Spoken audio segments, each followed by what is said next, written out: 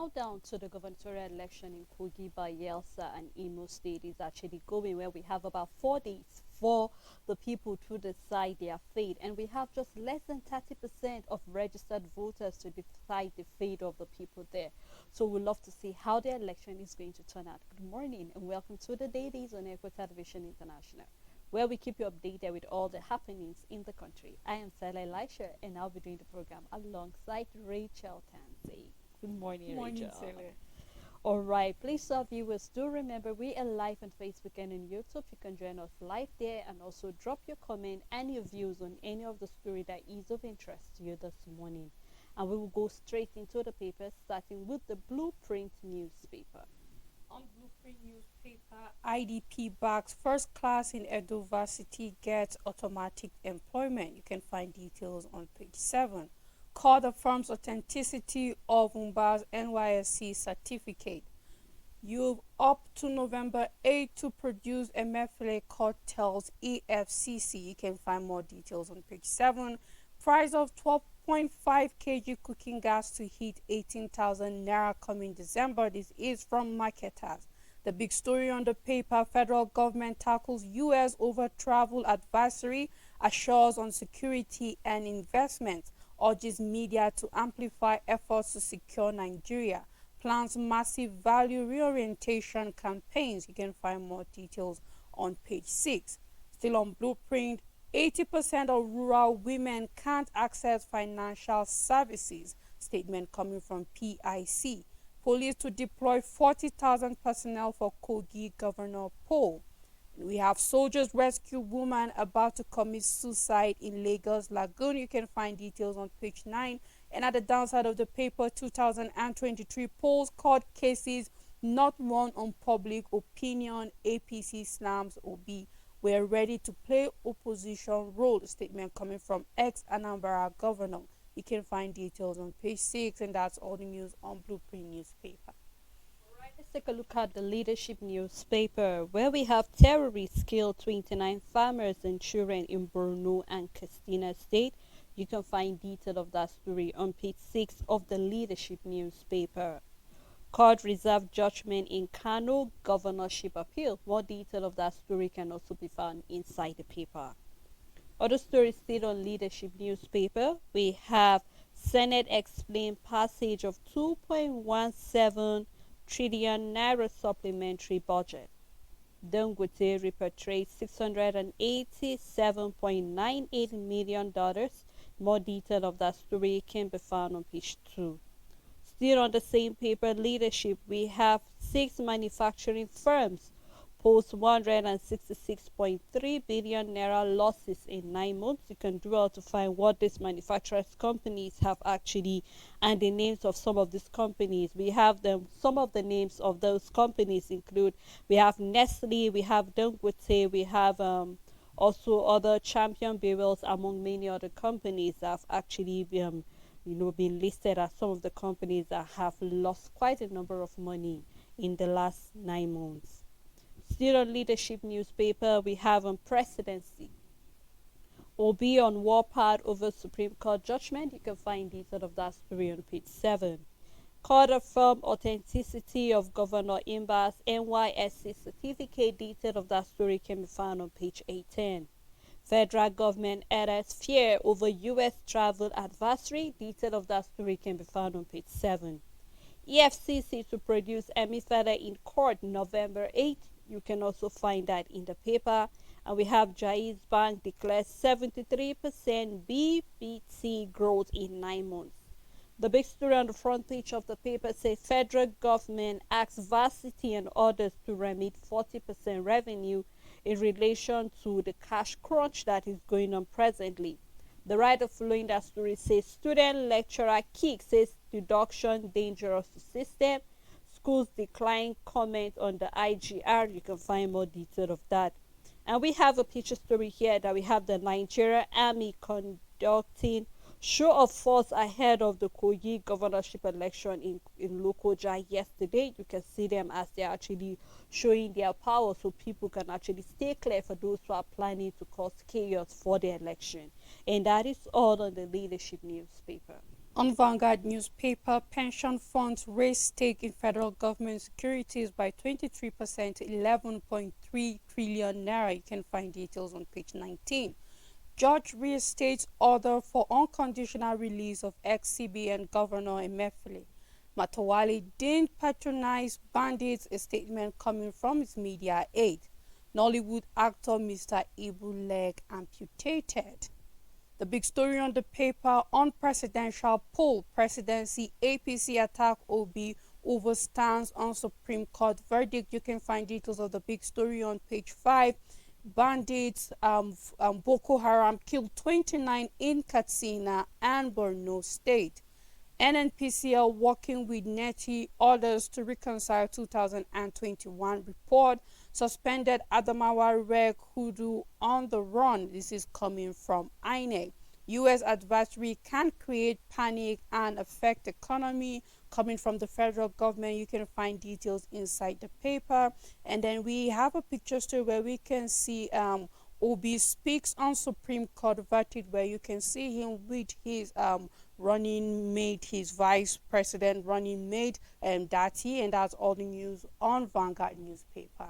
All right, let's take a look at the Guardian newspaper, where we are having less than 30% of registered voters will decide by Yelsa, Imo, and Kogi polls. And we have looking at some of the figures, where we have the voter turnout in Bayelsa is down by 20 points from 36.4% to 16.4%. And then in Kogi, it has dropped by 9 points from 33.6% to 24.6%. And then we're seeing that of the registered voters in Imo, only 20% voted in February. That's talking about the presidential election.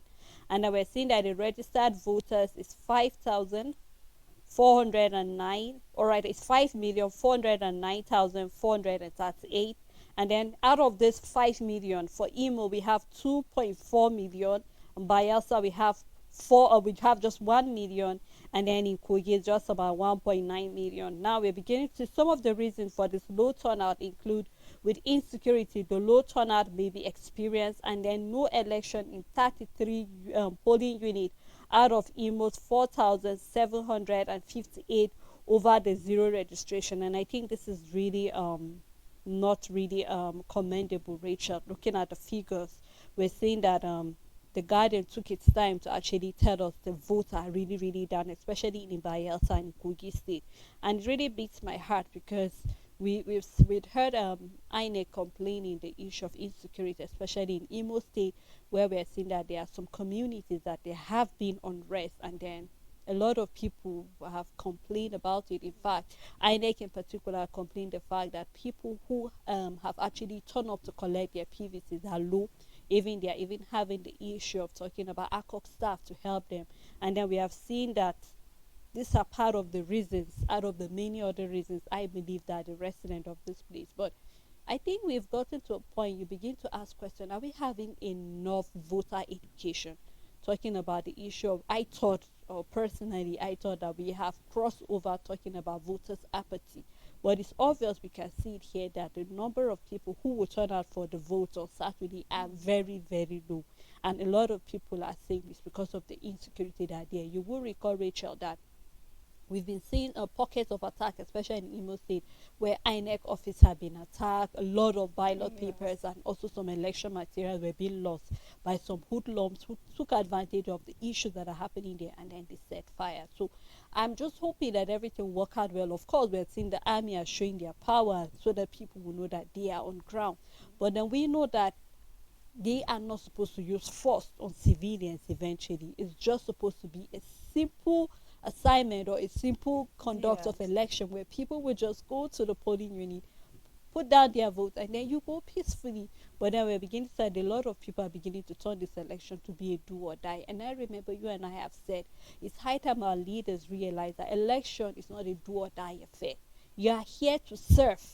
I think over the years we've failed to have leaders that realize that leadership is about service to the people and not about people serving you. But we're beginning to see that all of these things are happening. So we hope to see that even though we cannot say much, it's already we're just having less than 30% of registered voters. Yeah. But I hope that for the voters that will turn up, we are encouraging those who are yet to even get their PVs. I believe it's not too late, except if INEC have locked down or if some of the sensitive materials have been returned to the central bank in the various state. But whatever it would take, people should try as much as possible to turn up on Saturday, because believe you me, if you do not turn up, the people who will turn up will make the decision on behalf of everybody, and you have no mouth or no right to actually complain about decisions being taken. And that is why I've always said that politics is everybody's business, It Rachel, is. whether you like it or not, whether you're a card bearer or not.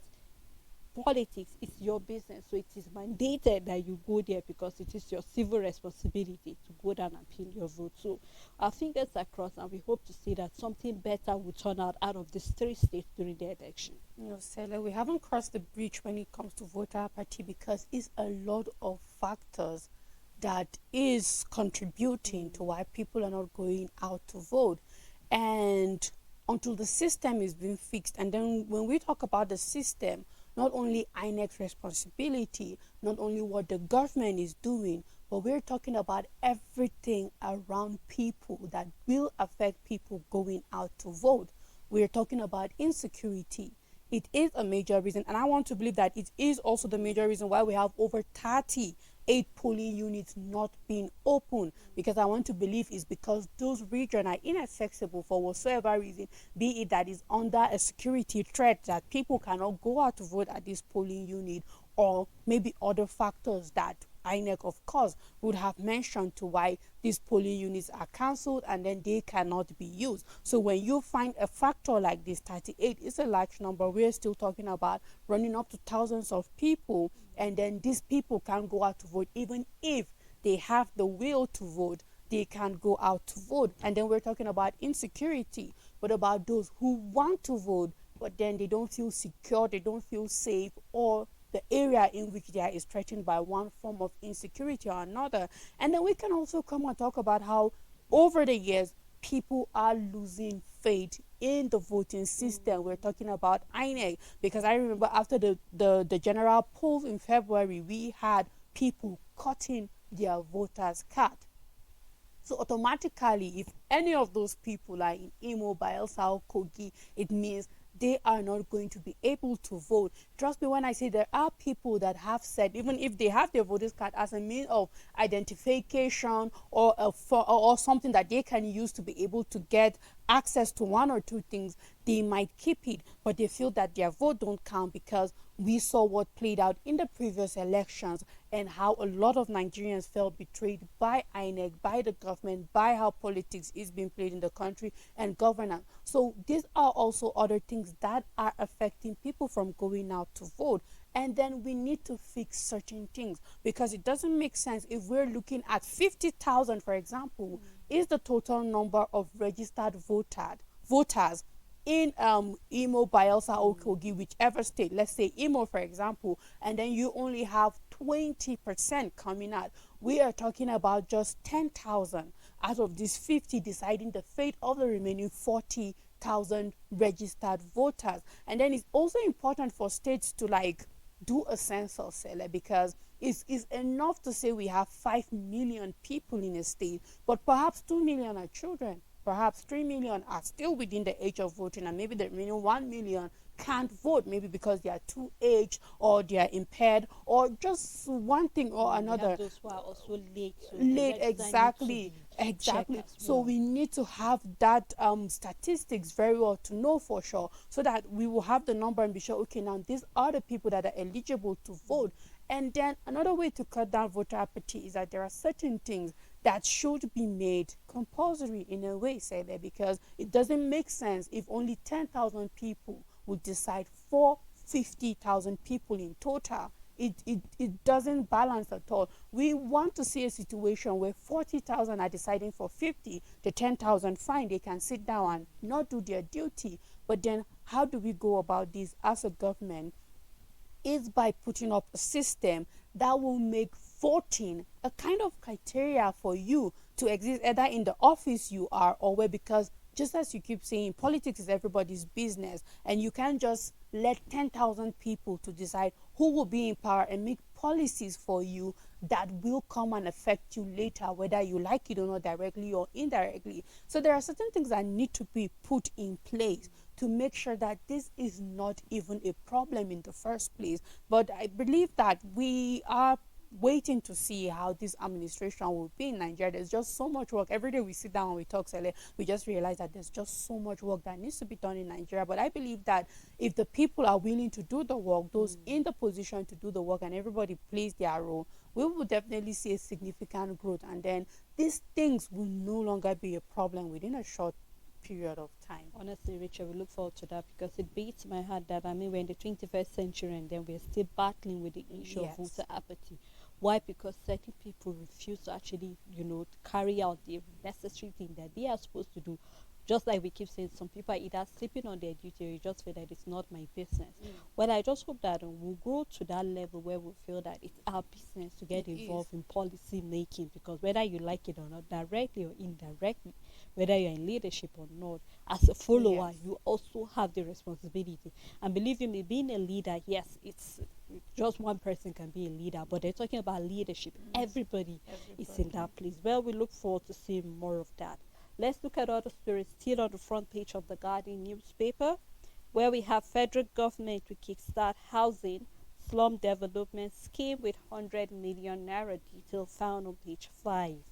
Court confirmed authenticity of Enugu governor's NYSC certificate. Drawbacks of dollarization of Nigerian economy is an editorial you can find on page 12. Nigeria needs $7.6 billion to restore oil production to 2.1 million barrels per day. Coming, that is talking about from 2025. It's a business news you can find on page 15. Obi hint at recontesting in 2027, canvasses rotational 5-year single term for president. Well, I hope to see if that suggestion will be taken. We still have other stories here. Terrorist attack Mulu procession in Castina, killed 30 and injure and kidnap others. You can find more of that on page 7. U.S. government travel advisory hurtful to Nigeria economy, says the federal government. You can find that news on page 4, and that's all on the Guardian newspaper. On this day newspaper, $5 billion Train 7 NLNG project reaches 52% completion level.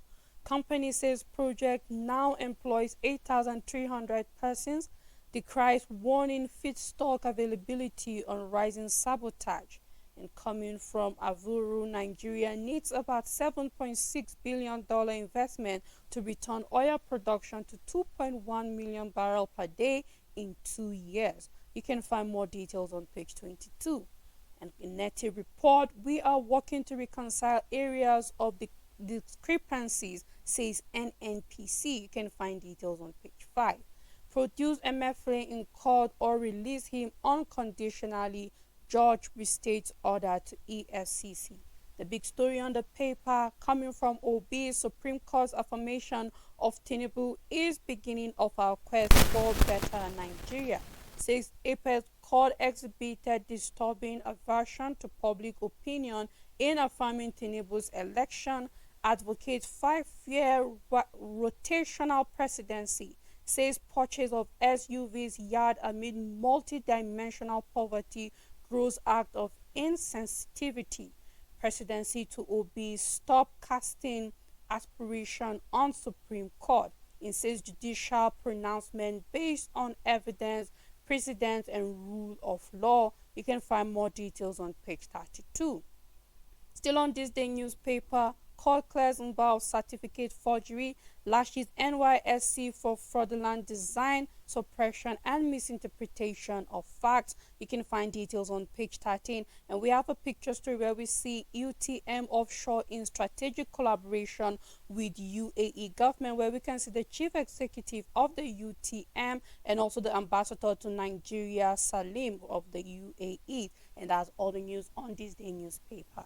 Alright, let's take a look at the Punch newspaper, where we have U.S. security advisory needless discourages investors. This is a report coming from the federal government.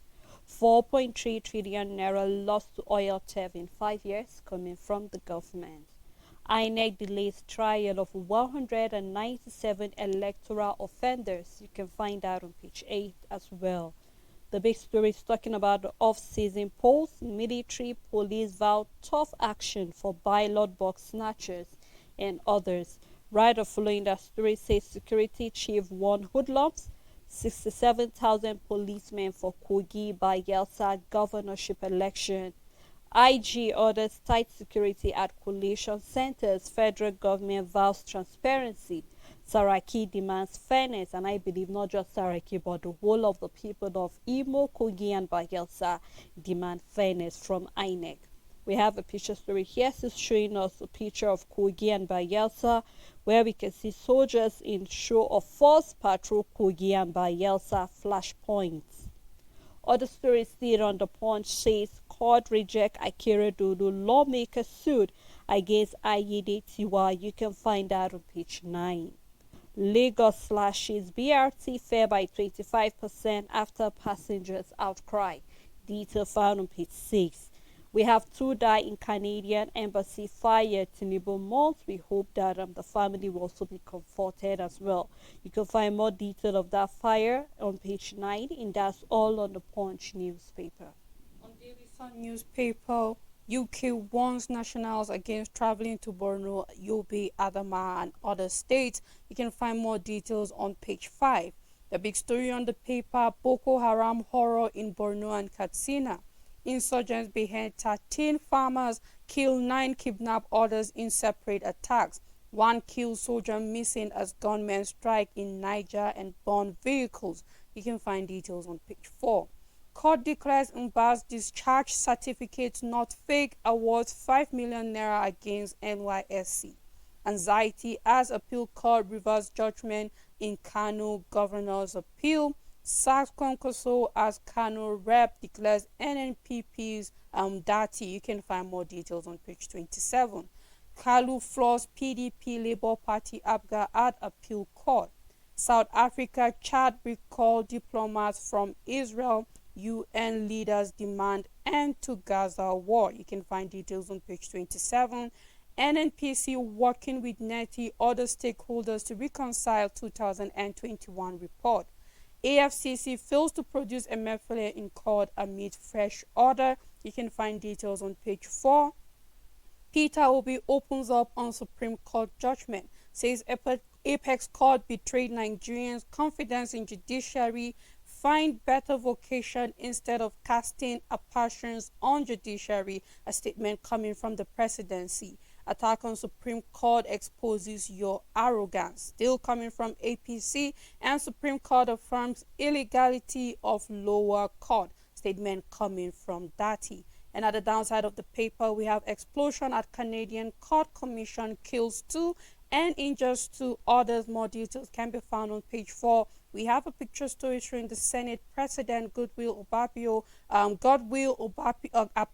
with others emergency plenary of the Senate yesterday in Abuja. And these are the major stories on the Daily Sun newspaper.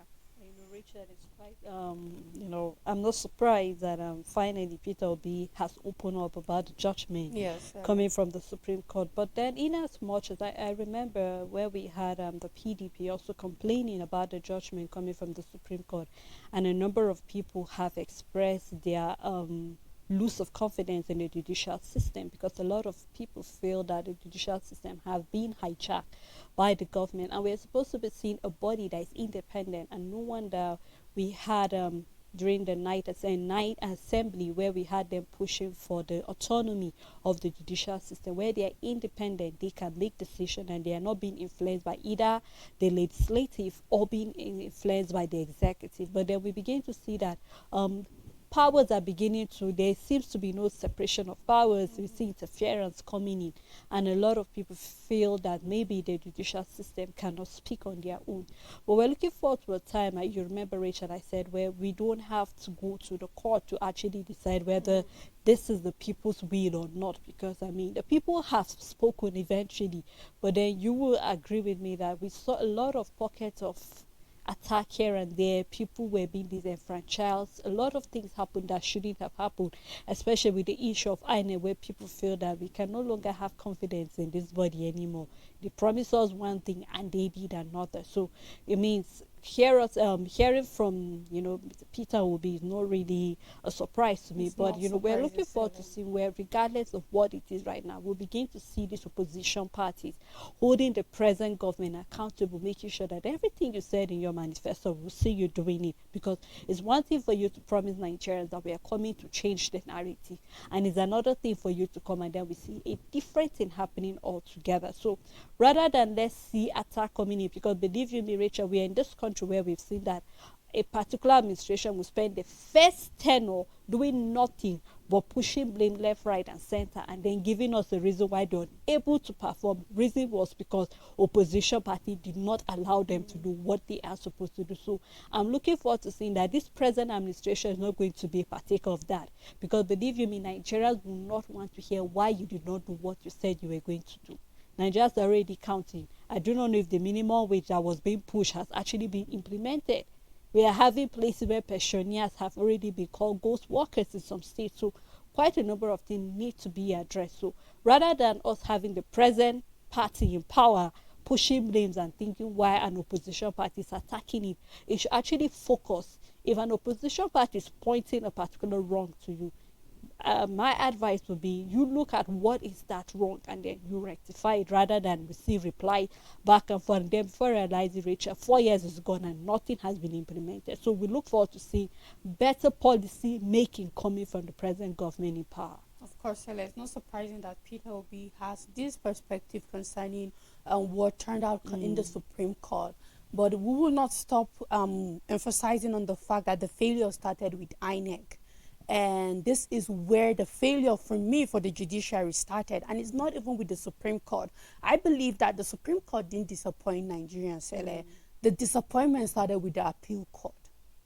The fact that the appeal court decided to interpret the law the way it did and also give room to INEC for its excesses and not calling them to book, because when these petitions were in the court and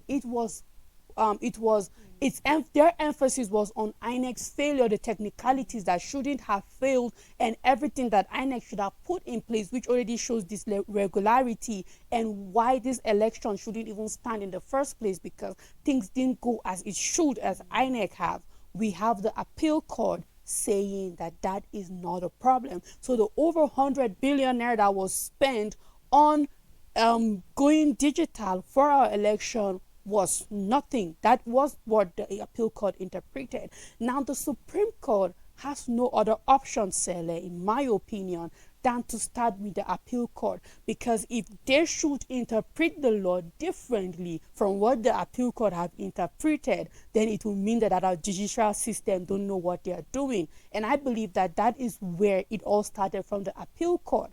And if the outcome was different in the appeal court, I believe there won't be a need for the Supreme Court. But imagine if a judge at the Supreme Court will come and interpret the law by the appeal court differently, then we will have a problem. Then we will now be faced with a situation in Nigeria where we will say it's like our judiciary don't know what they're doing. Why is the Supreme Court interpreting the law differently, and then the appeal court is interpreting it differently? So I see the Supreme Court in the position that, you know what, if we are having this interpretation at the appeal court, we have to interpret it the same way, because this is our laws. We are lawyers of this country. We are the judiciary. We are the judges. We are the people that make sure the law is pass as it should be. So we have to stand with each other at whatever level. And for me, this is one way I saw it play out. And then, of course, I believe that it all didn't go well, starting from the appeal court. And then we won't stop overemphasizing on the fact that INEC needs to grow up and stop disappointing Nigerians on such level, because we can't have one thing and you do the other thing. Is it constitutionally there? No. But was money given to you? Is the money that we gave to you to be able to bring this election the way constitutional?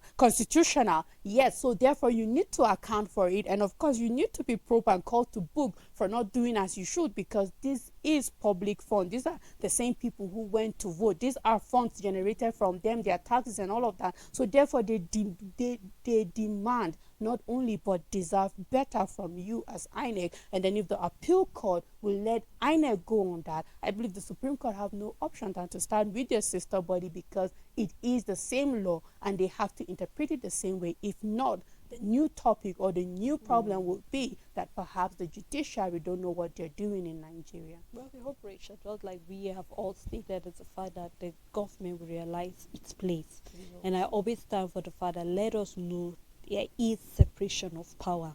We do not want to have interference coming from one arm of government into another, interfering in what is supposed to happen. And just like you mentioned, I mean, Nigerians got disappointed from when appeal court just stated, setting like, but we were hoping that the FCT is a special place. I mean, why are we having a different thing and all of that? So we look forward to see more better interpretation coming from the judiciary. Well, let's take a look at other papers, but before then, we'll take a break so we can let you through the stories, looking at the 30% voters being registered that will turn up for the election on Saturday in the 3 states, which is the off-season election.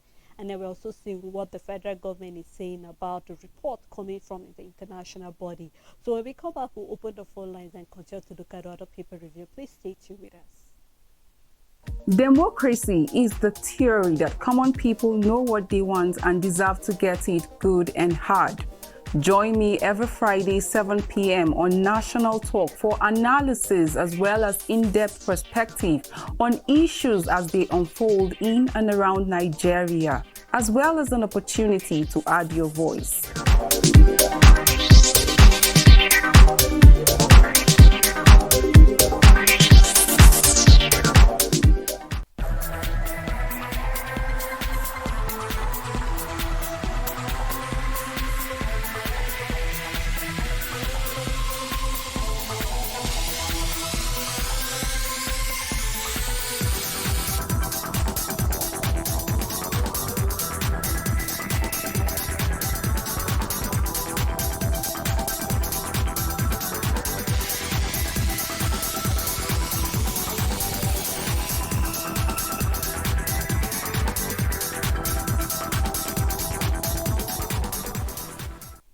Welcome back. If you're just tuning in, the program is the Dailies on Echo Television. We have been looking at a number of stories on our papers, ranging from the issue of the off-season election that will be happening in Imo, Kogi, and Bayelsa, where we are seeing that the army have actually, are displaying force for people who are actually planning to be menace to that state.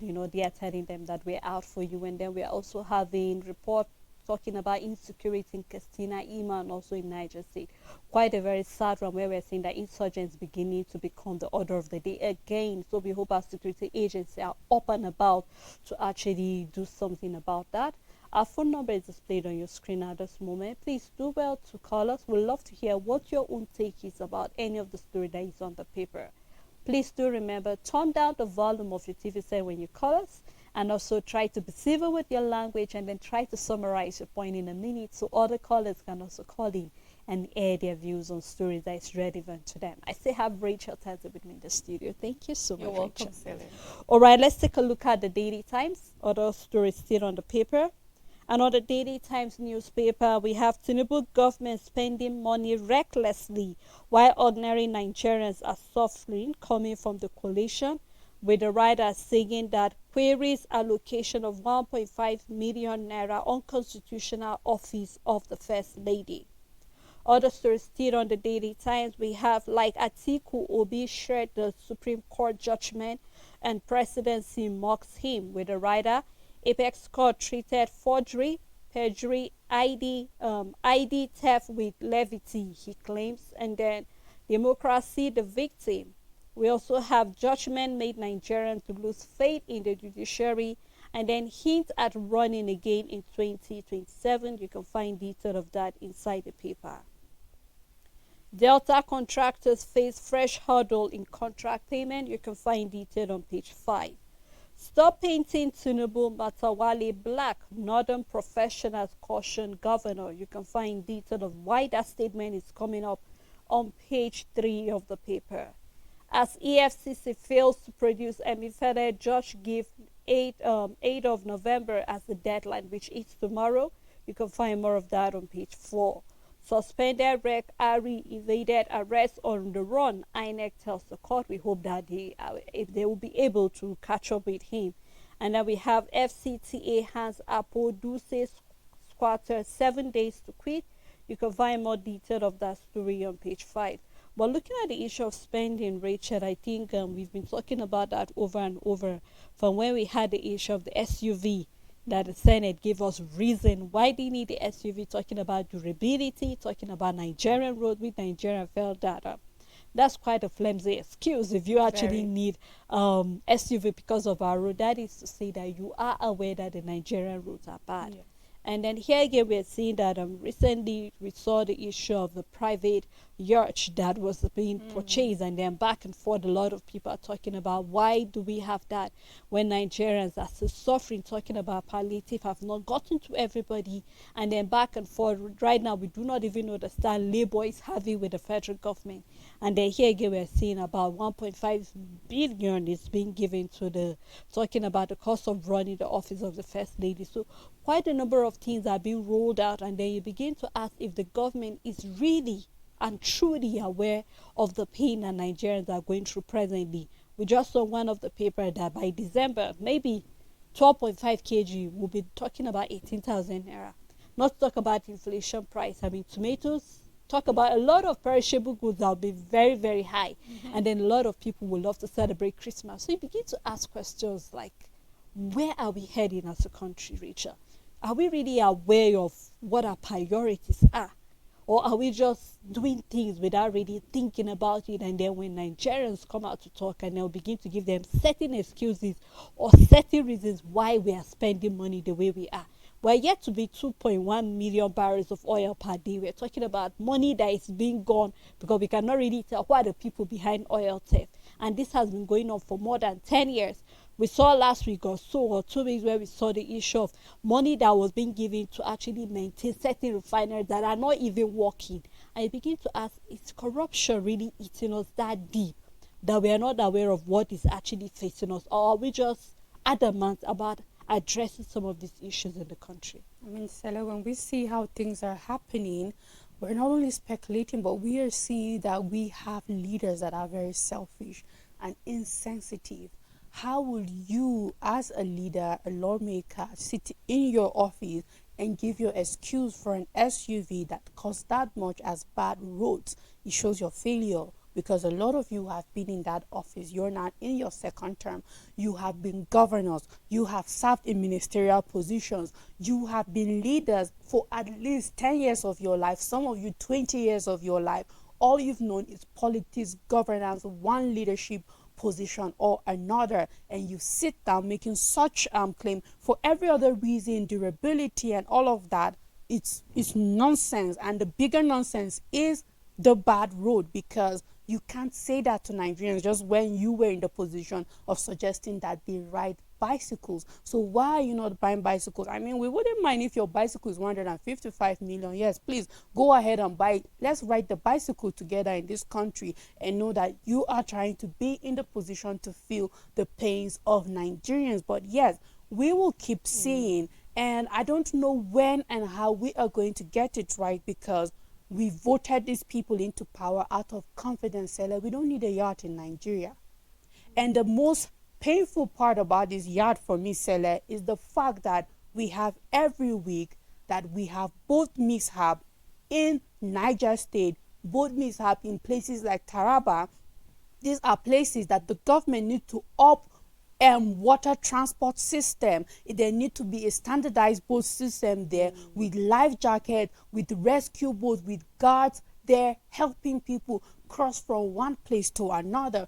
We are not even an island nation, Sele. So we are taking the yacht. Where are we traveling to the yacht with? What do they need this yacht from? When the places that need investment when it comes to sea transportation or water transportation are always having hundreds and hundreds of people dying, and you are buying a yacht. I don't know. I just hope that bodies like Serap wakes up. I hope that NLC wakes up and do the needful, because this is not acceptable on any level. There's so much hardship. There's just inflation. There's just the standard of living going down every single day, and all we have are leaders who are selfish, who are constantly thinking about themselves and in an insensitive way, because of course their needs need to be met, but it is insensitive when you are outrageous with your spending in a country that there's so much deficit in our debt. We are seeing that the dollar devaluation, the naira devaluation, is making our debt profile increase. Our debt servicing is going high because naira is devaluing, exchange rate is becoming crazy. Therefore, automatically our debt profile is increasing even without us borrowing. And we are seeing our leaders being very insensitive to all of these things and spending where there is no need to spend. And this is where I believe that the necessary authority and bodies that are to call our leaders to book, to make them accountable, transparent, and be more sensible, should wake up and do the needful and stop giving them long ropes. And we just hope that when bodies like Serap take suits to the court, we will have a judiciary system that will listen to them and be able to call these people to be able to answer to what they're doing, because it's not just one-sided for the growth of Nigeria, it's all round. It's cutting down the cost of governance. It's having leaders that are willing to take the funds that we have, the borrowed funds, to invest it in the right direction. We're talking about our refineries not working and you're buying yachts. We're talking about our refineries not, we're talking about we need $1.7 billion investment for us to be able to reach 2.1 million barrel per day production of crude oil, that you are making a budget for 2024 on the expectation that our crude oil production will increase, and you are not thinking of how to put that investment into the oil, but then you are putting it into luxury. And then it shows that these people are not ready for growth yet. They might say it, but their action doesn't speak growth at all. Well, Rachel, I just want to choose to believe that maybe they're trying to warm up, and maybe I can't say this year has finished, but I mean, there's little or nothing that can be done. So I'm looking towards next year, 2024, what the government are hoping to do. Believe you me, just like I said, we do not want to have a government where for the first tenure we'll have nothing but push of blame.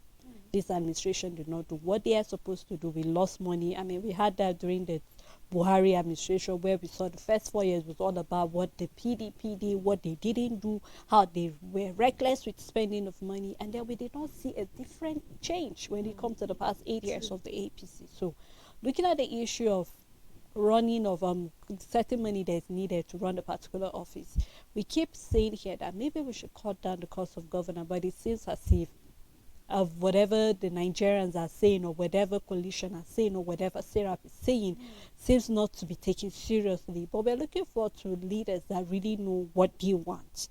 Because believe you me, we can't keep telling international communities not to not to actually try to intervene in what we're doing here, and then eventually we are not ready to take up responsibilities for what we should do. So we look forward to seeing better measures being taken by the government. And I think that's all of the Daily Times newspaper.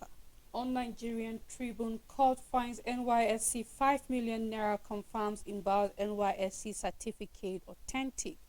Oil workers to get 25,000 naira wage award for 6 months. U.S. travel advisories causing needless panic. Nigeria safe, coming from the federal government. The big story on the paper: Guba poll 40,000 police personnel for Kogi. IGP reads riot act to perpetrators of violence and visits Bayelsa. We are 90% prepared, coming from INEC. Redeploy Imo Reg, PDP urges. Appeal court reserves judgment in Kano Guba election. Ports and Harbors Bill will promote casualization, coming from the maritime workers. Release or produce emefiele November 8, court orders EFCC. 2 killed as fire guards Canadian Embassy in Abuja. You can find details on page 5. Obi carpets Supreme Court. INEC over 2023 election. Presidency APC kick. You can find details on page 15. And we have picture story: show of force in Kogi and Bayelsa State. So we see that our security agencies are fully ready for the elections in Kogi and Bayelsa State. And that's all news on Nigerian Tribune. Right, let's take a look at New Telegraph newspaper. Revenue generation. Federal government agency earning rise by 15.6% to 378.07 billion naira. We have the writer here that say naira weakens to 809.02 to a dollar at the I and E window. So you have to look what that means to the Nigeria economy. NNPCL working with needed others to reconcile 2021 report. We also have court declares embark certificate authentic, fines NYSC 5 million naira, more found on page 3. And the former President Obasanjo to youth say fight, remove barriers hindering your leadership capacity. And I begin to ask, so what are those hindrances that are, what are those things, what are those barriers that are stopping the youth from actually taking up responsibility, from mounting up to the place of leadership? We've heard where a lot of people will come out to say that the youth were being told, youth are the leaders of tomorrow, youth are the leaders of tomorrow. But it seems as if your old people have refused to resign. So they tend to have the padlock and the key to it, and then the youth are not being given the right. But I believe that as youth, we also have a role to play. These are part of the thing the present president actually promised the youth, that they will be part of the, talking about policy makers in the country. Yes, we're seeing a number of them. I mean, the minister of humanitarian is a youth. She's just, in her 30s. We have a number of people who have been given appointment ministers that are also youths. But then, the youths are wanting something much more than just being given ministerial position. I'm waiting to see how many youths are in the, talking about the Senate. How many youths are in the House of Legislative? These are what we're talking about. So there are certain barriers that are stopping the youth. And then, believe you me, education is actually a very bigger challenge, Rachel. Because when you go down north, you realize that a number of people are not being enlightened about their rights. A lot of people do not even know what they can do to actually contribute to nation building. So how then do you expect the youth to be given or to mount to the place of leadership when he or she does not even know what leadership is all about? Here we're seeing a number of people are being disenfranchised. So quite a number of things when you're talking about barriers that are stopping the youth from actually mounting to leadership. But we're looking forward to a time where we'll have leaders and we'll have youth that are deliberate, that you know what, it's our time to rule Nigeria. You know what, it's our time to actually be part of, talking about people who make decisions and be proud that, yes, we made decisions and our Nigeria is growing. So I'm actually looking forward to that time, Rachel, where you and I will actually be able to celebrate quite a number of youths that are actually in place of leadership. Because just like I said, leadership is everybody's business. Whether you are a leader or a follower, leadership is for everybody. And I look forward to seeing that time soon. Sally, until Nigerian youths realize that power is addictive, therefore, if they truly want to be the leaders of tomorrow, they have to take it by force. Until we wake up to that realization, we are going to remain in the same place. Because it doesn't matter what the leaders we've been having for years, these old men in quote have been telling us that we are the future leaders of tomorrow. However, power is addictive, Sele. And that is why you see them coming back and coming back. Because with power is wealth, with power is affluence, with power you are the mover and shaker of whatever you want to move and shake. So it's very addictive. Therefore, they will not come down for you and say, because you are the youth, take this position. No, we have to fight it. I keep saying that whether we like it or not, the youth are the majority in this country. Sure. Imagine, rather than being hoodlums, we have a youth come out and the Nigerian youth unify themselves and say, you know what, we are tired. We don't care how rough the beginning might be, because yes, a younger person might be inexperienced, but whether we like it or not, Nigeria is in need of a new phase of perspective, thinking and mindset when it comes to leadership. It might be a slow start, but there's that need for that revolution. And so imagine if the youth will wake up and not be hoodlums for 500 naira, for 1,000 naira, and not be causing havoc and say, you know what, we need a younger person in power, and then we put that person in power. We can do it. Why? Because we are the majority. And until we wake up to that position of saying we want this for ourselves, we will never get there, because they won't step down and say, come and take it, because power is addictive. I mean, we can take it back to Obama's campaign in the US. I'm using this as an example because he was a young president at the time, younger than a lot of presidents we've had in Nigeria in the past years. And one of the way he won the heart of people was his campaign strategy. He focused on the youth. He did a lot of signs, a lot of slangs, a lot of body movement that was very youthful, Obvious, dope, yeah. and at that time. So the American youth at that time felt that, you know what, we have a president like us that is at our level, and perhaps we will start seeing some changes when it comes to policies and all of that being made in the American system that will carry us along. And they gave their vote, and it was an easy win for him, a majority win, and it came from the youth. So why are we sitting down, and when we see a youthful candidate coming out, we are not gathering ourselves as youth and saying, you know what, it's time for Nigeria to have a new face of leadership. Will it be easy? No. Will it be slow? No, because experience does matter. However, there's a need for that revolution, that change in mindset, and all of that, a new perspective for the Nigerian government. And then, but as long as we are ready to be used as tools in the hands of these rich, powerful, and mighty politicians, we can only keep saying they said. We are the futures of tomorrow. We're supposed to take it from them and not wait for them to hand it over to us, because they will never hand it over to us. Richard, even though I chose to differ a bit, because I mean the youth have actually woken up. I mean, let's take for example the hashtag NSAS. We saw a lot of youth mounting the street, unarmed, trying to say that, you know what, we're tired of the narrative, we're tired of the way things are going, and we need a change. Even though it was being named as hashtag NSAS, but it wasn't just about police brutality. It was much more than that. Now, the youths were actually talking about what? Good governance, talking about policies, talking about, you know what, is our time. And I mean, the history of Nigeria will never forget October, because that was when we had that issue. I mean, it's about 2 to 3 years right now, but then we still remember the blood of Nigerians that went down. Why? Because they were willing to fight for a change. And then I feel another barrier, Rachel, could be that money. Because believe you me, if we have, just like you're saying, that the youth are talking, when you're talking about the population of Nigeria, the youth have a higher number. And I think we also need empowerment, talking about money. How many of us are willing? Rachel, I believe that. With it. Well, I think then that means that it's high time we begin to realize that we Yes, have a better exactly. priority. We have and to then we wake should up. do it. Just like you're saying, we need other youths that, even though you do not want to be empowered, I mean, put all your weight on somebody who is willing, somebody who you've seen that has the potential to actually lead. And I believe that when we go in that piece, Richard, it's just a matter of time, everything will fall in place. So I still believe that the youth can actually take up this leadership and soon.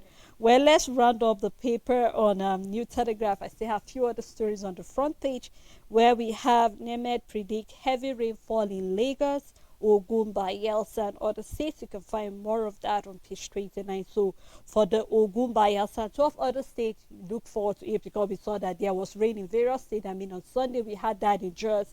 Saturday we had rain also in Gombe and other parts of the country. So you can do well to look up if your state will be affected by that heavy rainfall. Also, still the big story here, NLC says that Imo CP's redeployment not enough to stop the planned strike. As 5-year ultimatum expires, insists other demand criminal. Grave can't be wished away. You can find more of that on page 3. We remember that they said last week, Wednesday, they wanted to start a strike there in Imo because of some of the things that the governor did that they were in place with. So you can look forward to more of that on page 3. EFCC fails to produce Amifede in court, gets November 8 date. You can find more of that on page 4. MPC to eliminate age declaration launches e-birth registration. You can find more of that on page 26, talking about the National Population Commission. And we have UNT resident doctors escape former doctors. This is really a sad one. You can look up that story on page 29. We are happy they were able to actually run away from those. And those who are the abductors, we hope that they will be able to be brought to book. And then talking about youth service palaver, student lock proprietor up and shut the school. You can find more of that on page 7. Federal government reassures citizens and foreigners of safety and security in Nigeria. Say U.S. travel adversary needless panic. 3 feared dead as fire got part of Canadian embassy in Abuja. Tinubu condoles with Canadian government and victims. You can find more of that on page 5, 7, and 29. And on 2023 presidential poll, we have other story here that says 2023 presidential poll revolution postponed. This is coming from OB. You can find more of that story on page 4 and 5. And we have a study down that say kids under 2 years shouldn't be allowed any screen time. You can find more of that story. This is a report coming from doctors. So for those who are fond of giving their their little children their phones when they are crying and all of that, we are having a study here that's saying that kids under age 2 shouldn't be allowed any screen time at all. So you can look up that study on page 26. And I believe that our time is fast spent, so we have to call it a day here. Thank you so much, Rachel, for doing this with me. Thank you so much to our viewers and our supporters for keeping the date with us on the Dailies. Until we come your way again, to have a blessed day ahead.